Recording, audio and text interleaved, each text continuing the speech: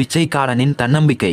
ஒரு புகைவண்டி நிலையத்தில் பிச்சைக்காரன் ஒருவன் தனது கைப்பை நிறைய பென்சில்களை வைத்துக் கொண்டு அமர்ந்திருந்தான். ஒரு கணவான் அந்த வழியாக சென்றபோது 5 ரூபாய் நாணயத்தை பிச்சைக்காரனின் திருவோட்டில் போட்டார். பிறகு புகைவண்டியில் ஏறி அமர்ந்தார். அவரது மனதில் ஒரு கருத்து உதித்தது. எழுந்து வேக வேகமாக அதே பிச்சைக்காரனிடம் சென்று அவனது பையிலிருந்த பென்சில்களை எடுத்துக்கொண்டு 5 ரூபாய்க்கு சமமான பென்சில்களை எடுத்துக்கொள்கிறேன்.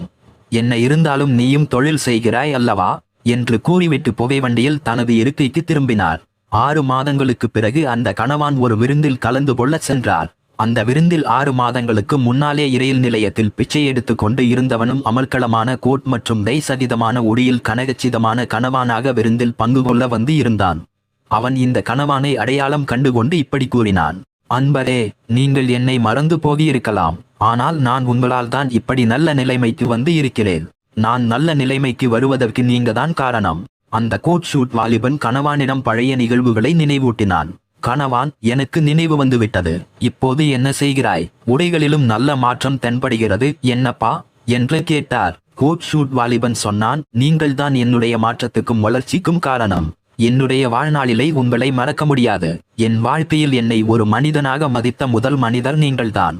5 ரூபாயை எனது திருவோட்டில் இட்டபின் சிறிது நேரத்திற்கு பிறகு வந்து அந்த ரூபாய்க்கு சமமான பென்சில்களை என்னிடமிருந்து பெற்று சென்றீர்கள்.